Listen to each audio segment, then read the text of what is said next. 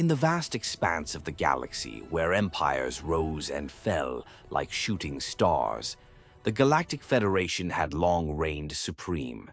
Comprising hundreds of species, each with their unique strengths, the telepathic Zorathians, the armored Krylloks, the swift and agile Vexari. They had conquered countless worlds, imposing order through superior technology and overwhelming force. But there was one planet they had overlooked, a blue-green marble on the fringes of known space. Earth. It started with a probe. The Federation scouts detected anomalous signals emanating from the Sol system, primitive radio waves, chaotic electromagnetic bursts, and what seemed like crude attempts at space travel. Barbarians, scoffed Admiral Kavor, a hulking Kryllox with chitinous plates that gleamed under the bridge lights of his flagship, the Dominion. They squabble among themselves like hatchlings. We'll integrate them swiftly, offer them the gift of Federation unity, or crush their resistance. The invasion fleet arrived in orbit without fanfare. Massive dreadnoughts blotted out the stars, their energy shields shimmering like auroras. Ground forces deployed in gleaming dropships, expecting a quick capitulation. The humans, after all, were divided, nations at odds, resources squandered on internal conflicts, technology centuries behind. What could they possibly do against plasma cannons and antimatter warheads? The first landing was in what humans called New York City. Skyscrapers pierced the clouds, a testament to their engineering, but nothing compared to the Federation's orbital habitats. Federation troops, a mix of Zorathian psychics and Kryllox warriors, marched through the streets, broadcasting surrender demands in 1,000 languages.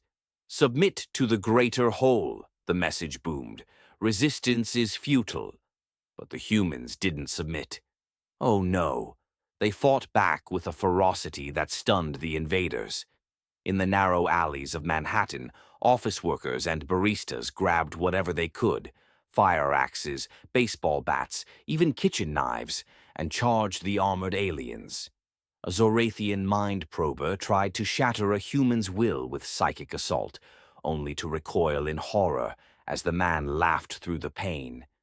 "Is that all you've got?" "I've had worse hangovers." Word spread across the planet like wildfire. In Beijing, factory workers repurposed industrial lasers into makeshift weapons, melting Kryllox armor from afar. In the savannas of Africa, nomadic tribes used ancient tracking skills to ambush patrols, vanishing into the terrain like ghosts. Russian cosmonauts stranded on their space station, jury-rigged explosives from fuel cells and hurled them at incoming shuttles, turning the void into a fireworks display. Admiral Kavor watched from orbit, his mandibles clicking in frustration. "These creatures are insane. They throw themselves at us without armor, without strategy." Reports flooded in. A human pilot in a relic jet fighter dodged plasma fire, ramming his plane into a dropship's engine. Survivors? None on either side, but the dropship crashed, taking out a battalion. In the oceans, submarines, primitive hunks of metal, launched torpedoes that pierced shields tuned for energy weapons, not kinetic impacts. The Federation adapted, of course. They deployed neural dampeners to pacify populations, but humans resisted. Some through sheer willpower, others by adapting. Scientists in hidden bunkers reverse-engineered captured tech overnight, turning dampeners into amplifiers that fried alien brains. "How?" demanded Kavor. "They lack our knowledge." But that was the thing about humans. They didn't just learn. They innovated under pressure. In the deserts of the Middle East, engineers cobbled together EMP devices from scavenged parts, disabling entire fleets. Farmers in the American Midwest used tractors to plow through alien barricades, their shotguns barking defiance. And the children, oh, the children, hacked into Federation comms with laptops, flooding channels with memes and viruses that crashed systems. As days turned to weeks, the tide shifted. The Federation's supply lines stretched thin. Humans guerrilla warfare them to exhaustion. A Vexari scout fleet, known for their speed, chased human convoys through mountain passes, only to fall into traps of avalanches triggered by dynamite. "They turn their world against us," wailed a subordinate. Then came the turning point, Operation Phoenix. Human leaders, united for the first time in history, launched a counter-offensive. From hidden silos, nuclear missiles, relics of a Cold War, arced into space, not to detonate, but to deliver payloads of hacked Zorathian tech. The missiles breached shields, deploying swarms of drones that burrowed into hulls like termites. Aboard the Dominion, chaos reigned. Alarms blared as systems failed. Kavor stared at his view screen, watching his fleet crumble. A human transmission pierced the interference. A grizzled general, face smeared, with dirt, grinning. "You came to our home thinking we'd roll over." But here's the thing about humanity. We've been fighting each other for millennia. We've survived ice ages, plagues, wars that scorched continents. You're just Tuesday. The Admiral's last act was to order a retreat, but it was too late. Human spacecraft, patched together from alien wreckage and earthly ingenuity, pursued the fleeing ships.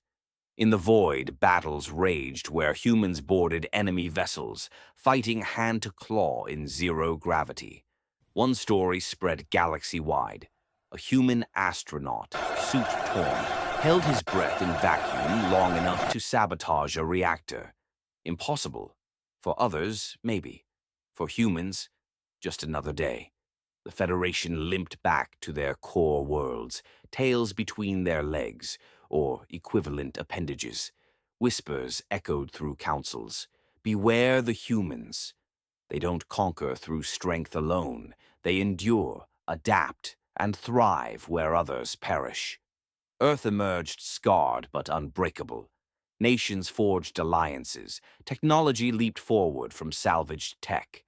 And in the stars, aliens learned a new phrase. Humanity, fuck yeah. It became a warning, a legend. Probes from other empires skirted Sol, afraid to poke the bear. Years later, when the Federation sued for peace, humans welcomed them. Not as conquerors, but equals. "Join us," said the human ambassador, "but remember, we don't bow. We rise."